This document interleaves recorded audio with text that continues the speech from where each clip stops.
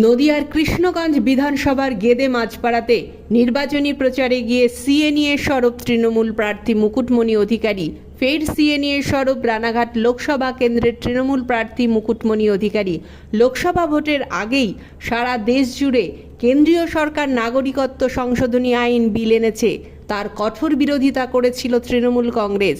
এবার সেই সুরেই সুর মিলিয়ে কেন্দ্রীয় সরকারকে তোপ ডাকলেন রানাঘাট লোকসভা কেন্দ্রের তৃণমূল প্রার্থী মুকুটমণি অধিকারী।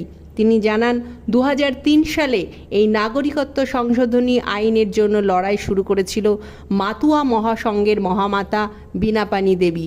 আপনারা প্রত্যেকেই জানেন সাল 2003, আজ থেকে প্রায় 21টা বসন্ত আগেকার কথা। কেন্দ্রে বিজেপির সরকার, এনডিএ সরকার অর্থাৎ বিজেপির জোট সরকার, তারা একটা বিল নিয়ে আসে, সিটিজেনশিপ অ্যামেন্ডমেন্ট বিল অর্থাৎ নাগরিকত্ব সংশোধনী বিল। সেই বিলে মতুয়া তথা সমস্ত হিন্দু শরণার্থীদের নাগরিকত্ব নিয়ে সংশয় তৈরি হয়, প্রশ্নচিহ্ন উঠতে শুরু করে। সেই প্রেক্ষাপটে দাঁড়িয়ে শ্রীরাম ঠাকুরনগর ঠাকুরবাড়িতে মতুয়া সমাজের বড়মা বীণাপানি দেবী তিনি আন্দোলন শুরু করেছিলেন। আমৃত্যু অনশন সহ বিভিন্ন আন্দোলন সারা ভারতবর্ষের প্রত্যেকটা জেলায় প্রায় যেখানে উদ্বাস্তুরা আছে ছড়িয়ে পড়েছিল। একটাই শর্ত ছিল, নিঃশর্ত নাগরিকত্ব। মতুয়া তথা সমস্ত হিন্দু শরণার্থীরা যারা ওপার বাংলা থেকে নির্যাতিত হয়ে এক কাপড়ে পালিয়ে এসেছেন, সর্বস্ব খুইয়ে তাদের নিঃশর্ত নাগরিকত্ব। কিন্তু বন্ধুরা, আমরা কি দেখতে পেলাম? পাঁচবার পশ্চিমবঙ্গ সহ ভারতবর্ষের বিভিন্ন রাজ্যে এই উদ্বাস্তু মতুয়া হিন্দুরা তারা ভারতীয় জনতা পার্টিকে পাঁচবার ভোট দেওয়ার পরেও, দীর্ঘ 21 বছর আন্দোলন করার পরেও 2024-এর লোকসভা প্রাক্কালে যে সিএ রুলস ফ্রেম হলো তাতে নিঃশর্ত নাগরিকত্বের কথা বলা নেই বন্ধুরা। সেখানে একগুচ্ছ শর্ত দেওয়া হয়েছে, একাধিক সার্টিফিকেট আপনাকে দেখাতে হবে, প্রায় 7-8টা পয়েন্ট আপনাকে স্যাটিসফাই করতে হবে, তারপর গিয়ে আপনি নাগরিক হবেন।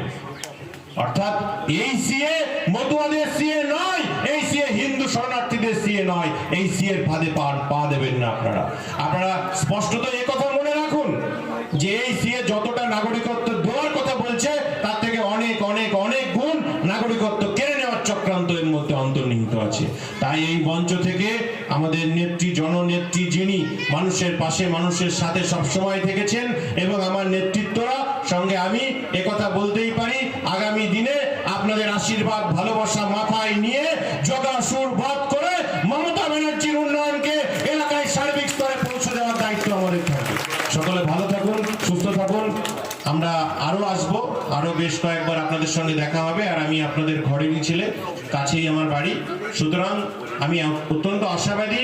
শুধু আমার দলীয় নেতৃত্ব কর্মীরা তারা যদি কাঁধে কাঁধ মিলিয়ে সমস্ত কিছু উঠে এই লড়াইয়ে সামিল হয়, এবং আমি প্রত্যেককে আহ্বান জানাবো, যারা পদে আছে নেই, যারা নতুন পুরানো, যারা বিভিন্ন জায়গায় এখনো বিভিন্ন কাজে ব্যস্ত রয়েছেন, আমি একথাই বলবো যে আপনারা কাঁধে কাঁধ মিলিয়ে লড়াই করুন। আমরা রানাঘাট লোকসভাকে 2 থেকে 3 লাখ ভোটে মমতা ব্যানার্জিকে উপহার দেব। সকলে ভালো থাকুন, সুস্থ থাকুন। জয় হিন্দ, বন্দে মাতরম। তৃণমূল কংগ্রেস জোরে, তৃণমূল কংগ্রেস, তৃণমূল কংগ্রেস, মমতা ব্যানার্জি। নদিয়ার কৃষ্ণগঞ্জ থেকে অঞ্জন শকুলের রিপোর্ট, এন বাংলা নিউজ।